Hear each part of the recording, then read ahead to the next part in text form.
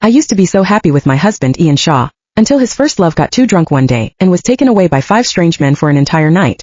To protect her reputation, he told everyone that I was the one who was kidnapped that night. Everyone criticized me, calling the baby in my belly a child of shame. I questioned Ian hysterically, but he said nonchalantly, "Ruby isn't married yet. People will laugh at her if the news spreads."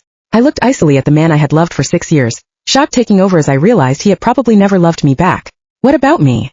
As I questioned Ian Shaw with red eyes, he held Ruby Jackson in his arms and comforted her gently, his eyes gentle and loving. Ruby, who was in a white dress, huddled into Ian's arms in panic.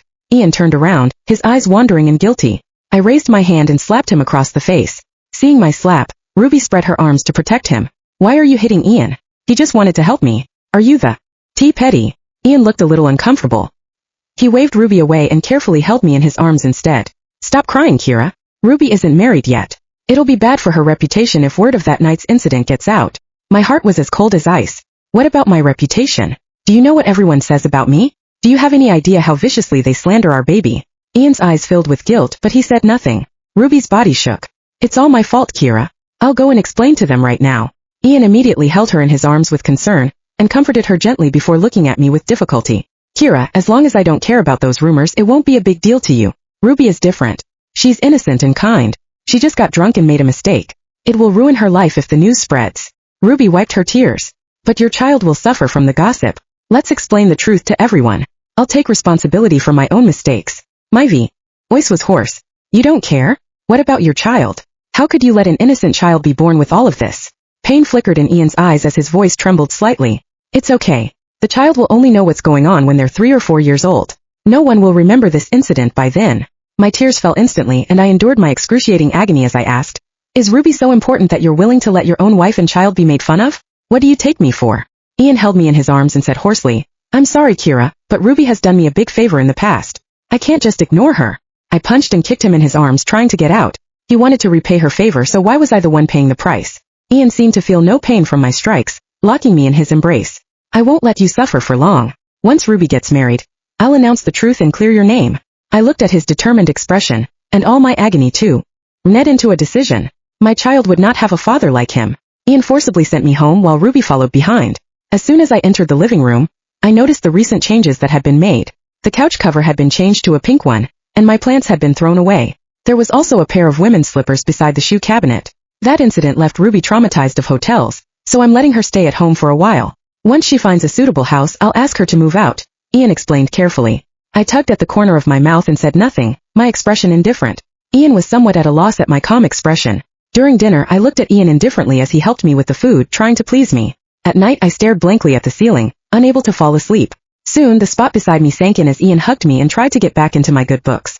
I was uninterested and raised my hand to reject him. Ian's eyes reddened sly. "TLY," as he said quietly, "Kira, don't treat me like this." There was a loud rumble of thunder outside, and Ian's voice sounded exceptionally low under the sudden thunderclap. Looking at his red eyes, I felt bitterness in my heart. Just as I was about to speak, a rapid knock on the door interrupted me. Ian, save me." Ian's expression changed slightly, and he immediately released me to open the door.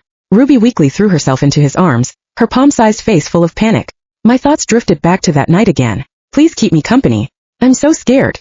"Of course I'll accompany you." Ian gently patted her back with his palm and turned around to look at me apologetically. "Kira, there was a thunderstorm going on that night. Thunder makes Ruby recall her trauma. I have to accompany her tonight." Before I could speak, he turned around and left with Ruby in his arms. I slowly lay back on the bed, closing my eyes and hiding the sad tears in my eyes. I thought, "Ian, I'm afraid of thunder too. You once said that you would accompany me on every stormy night, but you forgot your promise now that Ruby's around." I slowly caressed my belly, and the tears I had been holding back finally fell from the corners of my eyes. "I'm sorry, baby. I was so looking forward to your birth, but your father had a change of heart. He's unworthy of being your father. I hope you can be born into a happy family." The next morning, Ian made sure Ruby and I had breakfast before going to work. Not long after he left, Ian's mother, Karen Shaw, came home. Karen slapped me across the face as soon as she walked through the door. I was caught off guard and my face swelled and burned. Karen looked at me with disgust in her eyes. "I thought you were just petty, but I didn't expect you to fool around like this. The Shaw family can't afford to have a daughter-in-law like you. Divorce Ian tomorrow, and abort that child you're carrying. Even if it's born, the Shaw family will not recognize it." I swallowed the blood in my mouth and looked at Karen calmly. "It just so happens that I don't want to give birth to Ian's baby. I'll go to the hospital to abort the baby now." "Kira, what nonsense are you talking about? I won't divorce you, and you're not allowed to abort the baby. Ian had rushed back and was sweating profusely. His expression changed when he heard what I said. Who knows whose child she's carrying? What kind of spell has she put you under that you can't leave this wench? Karen scolded.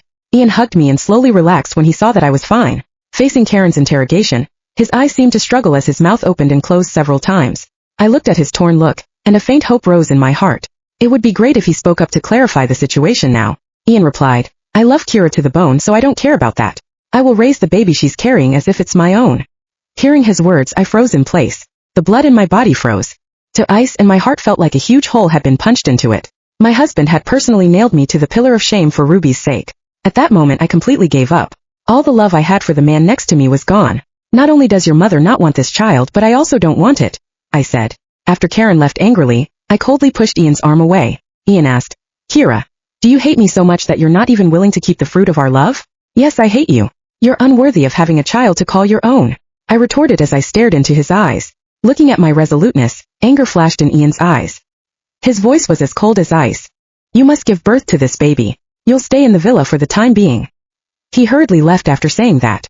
He was afraid of seeing my hateful eyes. Ian imprisoned me from that day onward. He took away my phone and sent someone to guard me. I did not understand why he was unwilling to let me go when he had Clurl. Why stop loving me?